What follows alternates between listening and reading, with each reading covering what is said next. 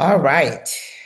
Today I'm a little ticked off, and I feel like we need to have this conversation again. Panama will not save you. You can still die here.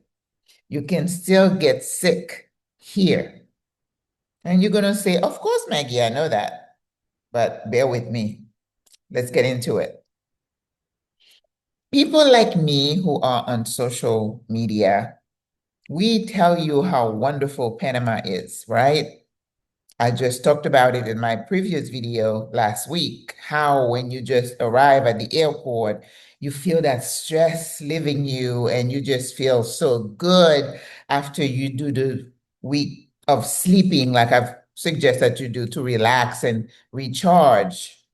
And once you come out of that, boy, you out there living la vida loca, thinking that this is all you need to do, that you're going to live forever, you're never going to get sick, and you're not thinking through what could, what might. Sis, let's take a step back. And the reason I'm a little bit concerned, I feel like I need to have this conversation again, is because today I was in the hospital with a sister who had another stroke.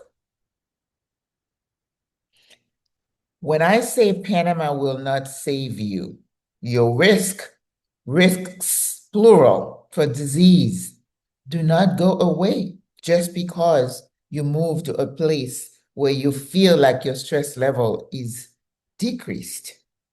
The other risk factors don't disappear.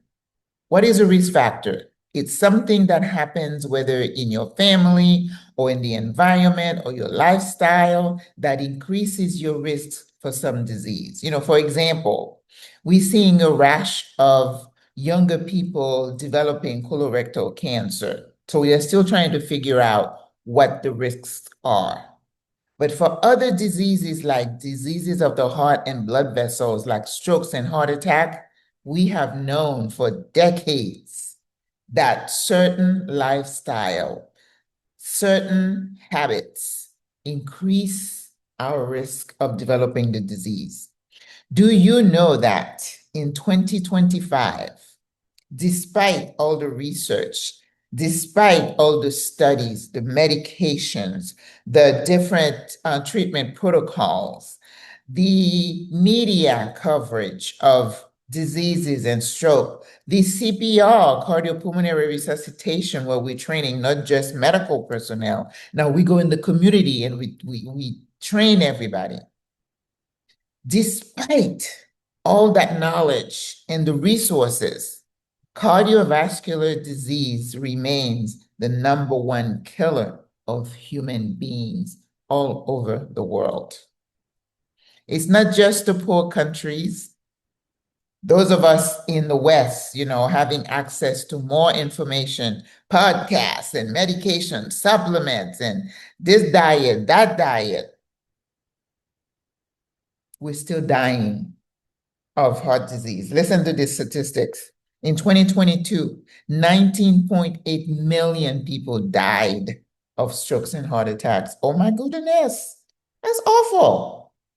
32% of global health, the deaths are attributed, I should say, to cardiovascular disease. And when we say cardiovascular illness disease, we talk about diseases of blood vessels of the heart and everywhere else in your body. So that means your stroke, disease in the arteries in your legs, kidneys, everywhere. 500 million people suffer from some type of, that's 500 million, 500 million. And there was a research that I read, and I'm a skeptic when it comes to research. This is a caveat. I am a skeptic of new research. But once you have research that has been repeated over and over and giving you the same results, that's when you say it's reliable. I can believe it. For example, we know the benefits of exercise. Every single research has proven that, yes, that's helpful. Benefits of eating plant-based and having more plants in your diet. Good sleep, rest, Those I can believe. The ones that I don't believe, I'm like, those are the fly-by-night. Knew this, knew that, chair 7 minutes. Yeah, I'm like, okay. The research that I saw a few years ago that said that, of course, people of color, Native Americans, we all kind of in there, oh, we have higher risk of this and that. And of course, I have my own theory about the sociological reasons why a lot of us poor people are at risk, but that's another subject.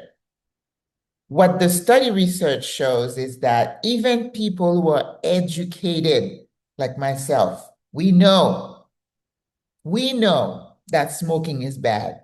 The research has shown it over and over again. We know a lack of exercise is not good. We know a lot of alcohol intake is not good. But do we follow the rule? Do we try? I know it's not easy, but people like me in healthcare, don't you sometimes see your doctor walk in and he looks worse than you? They smoke worse. So even educated people still fall prey to, and then they die. All right. So now I've told you the incidents. I've told you the research and how some of the factors have been proven over and over again to be harmful. So you come to Panama and you think you're good because now I'm living in this country where I don't feel the police. I'm eating fresh fruit and vegetables. But what else are you doing? What are your risks? Do you know them? When you're in a hospital bed, you're having signs of a stroke and your blood pressure is 240 over 130, and the doctor asks you, do you have a family history? Oh, yeah, my mom had a stroke, my dad had a heart attack, my sister, my brother, not your in-laws. You know I'm going to make you laugh, right? Your risk factors are attributed to your family tree, people who are related to you by blood. I had a patient tell me she had a strong history of diabetes. And we're talking to her about managing her blood sugar and everything. She's like, oh, all my brothers, sisters, they have lost a leg or two. I know that's where I'm going, so I'm going to eat. And then I said, okay. And I walked out. What else am I going to tell you? But here in these Panama streets, people are partying. They're happy, and I'm happy for them, but they're not taking their medications. They are eating at these fondas. They're eating in the street. They're just not paying attention. They think that just because they are here, everything else is, oh, no, sis, sir, it doesn't work that way.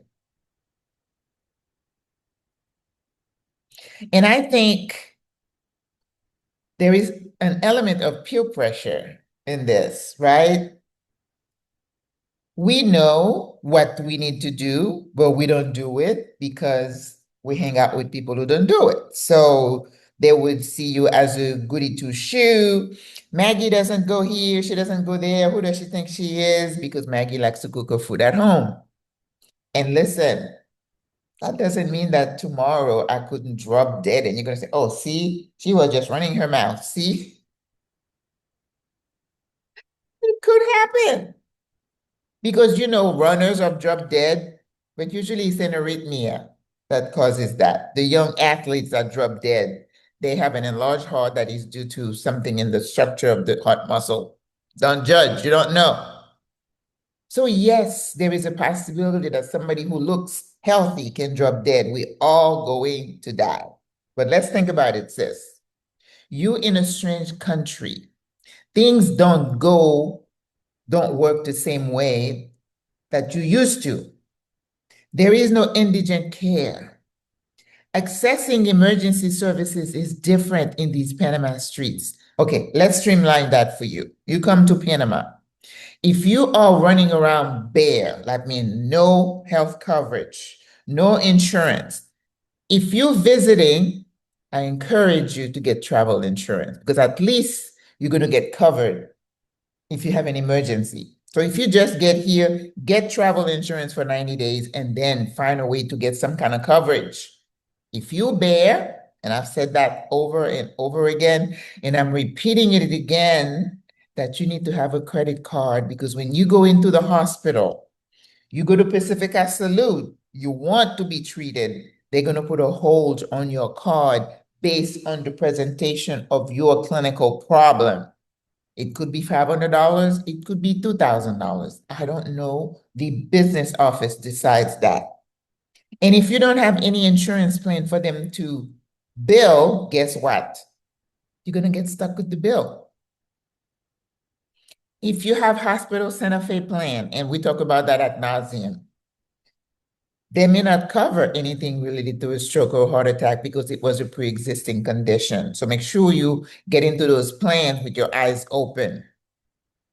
Now, Minimed is the new kid on the block. Everybody's signing up for Minimed. And apparently they tell me Minimed has a hospital, and I've seen it.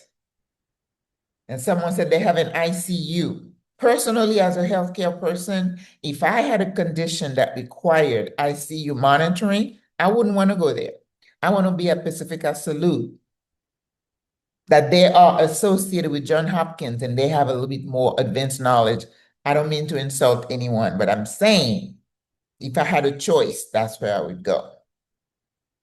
You want to be, if you're having a stroke or a heart attack, like especially a stroke, you want to go to a center that is certified in stroke management. Pacifica Salud, Hospital San Fernando. That's why when you have an emergency here, as long as you're conscious, call your doctor and your doctor will direct you because they know where the best doctors are and where you can get the best care. So if you are bare, you don't have any insurance coverage, guess what? You're going to be sent to Santo Tomas, which is the public hospital. Now, if you get there in an ambulance, chances are you're going to go right in. But if you say, oh, my back, oh, this, oh, that, no, you're going to wait. You're going to wait. I went with the sister today. She is in the emergency room. But before they draw your blood, before they hang an IV, they give you your little slip and they say, go to the caja, to the cashier and pay. And even though the whatever they're going to charge you is really, I'm talking really reasonable, you still have to have that credit card or somebody's going to have to pay for you. And if you're admitted and you're in there 2-3 days, and again, it's going to be very reasonable, you still have to pay before you're discharged. So that's why we say you have to have a cushion, whether it's cash or a clear credit card. But at least in the city, you can give your credit card. Somewhere inside the country in the interior, you got to get cash. Ask Patty Blue Eyes, she'll tell you. She was going to have surgery, she had to get the cash. So if you have a Medicare Advantage plan, which is what we are recommending, even though yesterday I read something I haven't even shared with my sisters yet, that something may happen to some managed care plan in 2026, you know, they're going to mess with us one way or another. So we have to kind of stay ahead of the game. So when you're coming to Panama, please do not come with stars in your eyes. If you're a person of a certain age, and even if you're young, get coverage. If you're young, you can get coverage. Thank God. I wish I had come here 5 years earlier. I would have signed up with a plan and I would have been locked in. But now, too late for me. So if you have a Medicare Advantage plan, make sure you register with Pacifica Salute. They have your information. Call your doctor, something happens, and then they're going to call the doctor at Pacifica Salute, say, I'm sending my patient. They send the report or whatever, boom, you're in. This sister today went to Minimed. I don't believe she was a member. You know, there's a subscription that you pay.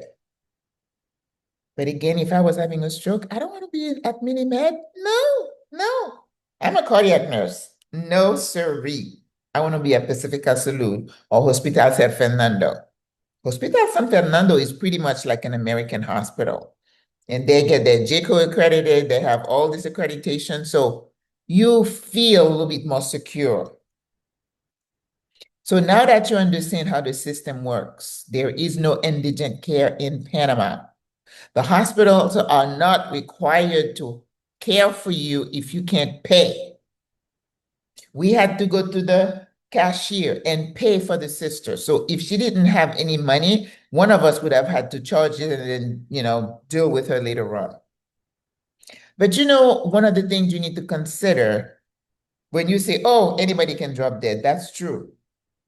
A heart attack, what can happen afterwards is that your heart becomes weak, then you get you get heart failure, you huffing and puffing, your legs are swollen, your kidneys aren't working right, your lungs are messed up. Yeah, because that is the center that sends the blood everywhere. And if the heart is doing this instead of everything else gets messed up. When you have a stroke, depending on the type of stroke, was it a clot or was it a bleed? Delay in care, even with a heart attack, can be deadly. So while you're trying to figure out to go to mini-med and then you're sitting there because it's an urgent care, in my view, I would not sign up for that service. While you're sitting there, the damage is happening in your heart and up here. You have a 90 minutes for them to intervene. So first of all, you call your doctor. He sends the ambulance, or you get into an Uber as long as you can, and then you get there. They can give you medication to bust that clot in your brain or in your heart and restore blood flow so damage is minimized. Let's say you didn't have that. You were sitting there for 4 hours and your brain tissue is getting deprived of oxygen and it is dying. The thing that you have with the facial droop, it may or may not correct itself if you don't restore the blood flow. In your heart, if they did not give you the TPA, the medication to dissolve that clot, the damage is done. For the stroke, it's not the stroke itself, it's what happens after the stroke, depending on the extent of the damage.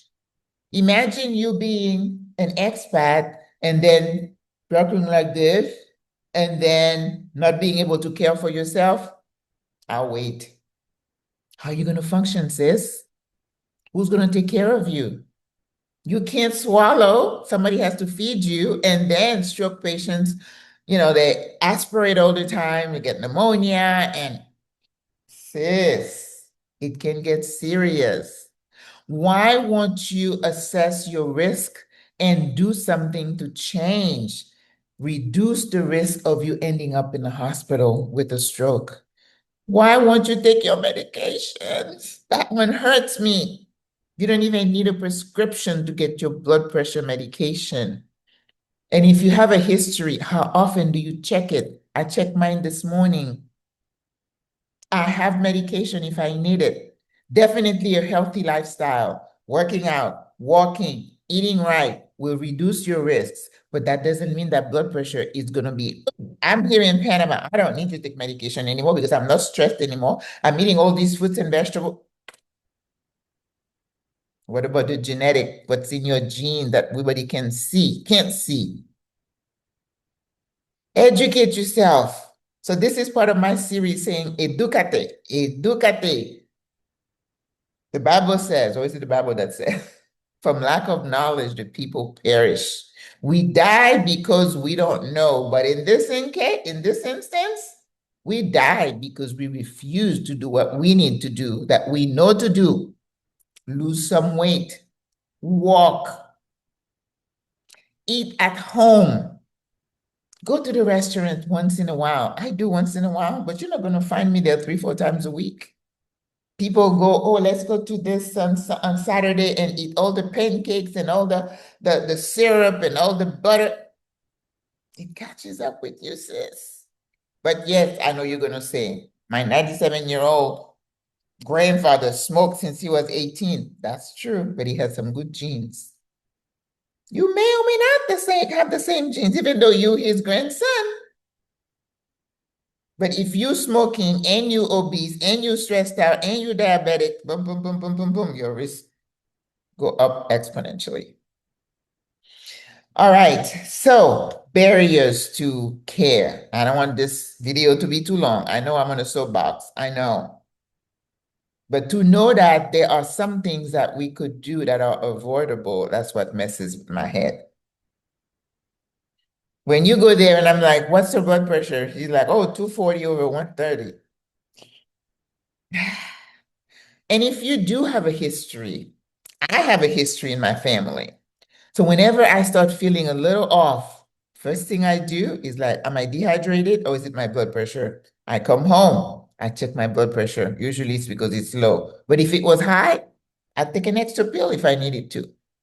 You can't ignore your body. And then, of course, a stroke, high blood pressure, they call that a silent killer. You could just be, taking your salsa lesson and thinking you're doing everything good, and then the damage is being done. I know. I'm not trying to be funny. I'm just worried because here we are trying to create a sisterhood to take care of you. But I don't know. If they tell me you weren't taking your medication, I don't know. I'm feeling a certain kind of way. Let's be smart. We are smart women. So many smart women in our group. It's amazing. I'm just in awe. But don't just be smart up here in book knowledge and all that. Be smart about your own body, your temple. So if you don't have any insurance, mm, do something, sis. Because if you stay bare, you're going to become poor. Do you have a credit card? Before you come here to Panama, make sure you understand the ramifications of all this. If you're coming in bare, are you considering moving from a regular Medicare to Medicare HMO Advantage? Some people, not everybody, some people are like, oh, do you know what happened? Blah, blah, blah. I do. But I know if I have a stroke, I know I want to end up in Pacifica Salute if I'm having a stroke. Okay? And I think it was Jackie says this person ended up needing an open heart surgery. It was what, 17 or $30,000? Yeah, you can still get into debt if you're not covered.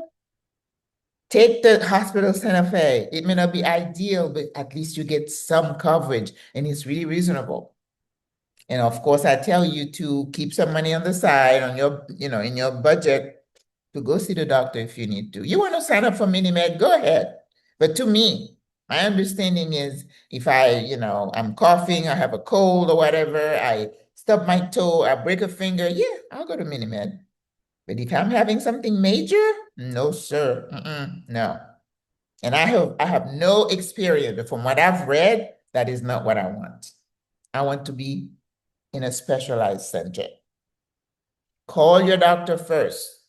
Okay, because this sister today, she went to Minimed and it was like hours, hours. In my mind, I'm thinking if she's having a stroke, the waiting,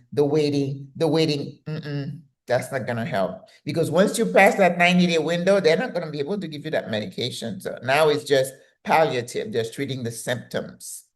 Try to bring your blood pressure down. Read you your rights when you discharge or to lose some weight, make sure you take your medication, control your diet, blah, blah, blah, and then give you some therapy. That's the best you can do. But remember, you never know the extent of the damage from a stroke until later. Because sometimes the symptoms will reverse themselves, but if they don't reverse themselves, then you end up with a long-term disability, we call that, where you're dragging a foot, can't walk, and it takes a lot of rehab sometimes to get you to a point you can drag one side. Oh, think about the mental uh, state you're going to be in. You're eating, you're drooling, body image, dependence on others. Some of you will end up going back because you can take care of yourself. All right, sis. I think I have made a point for you to say, Panama will not save you. You got to save yourself.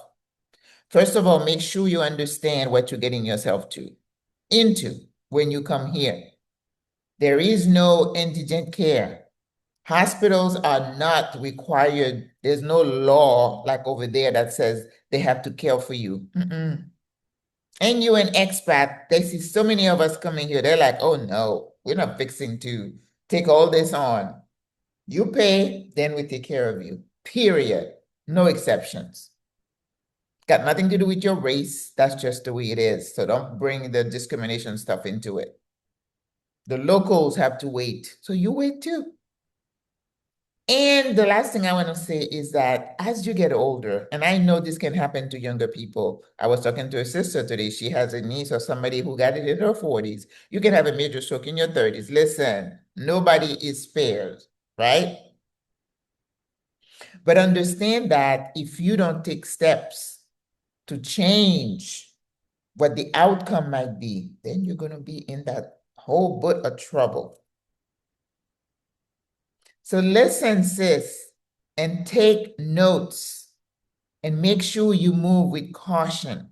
You move with your eyes open and do the things you need to do to put yourself in the best situation possible. Now, my phone is ringing and I have to stop. So God loves you. I love you. Au revoir à la prochaine. Bye bye.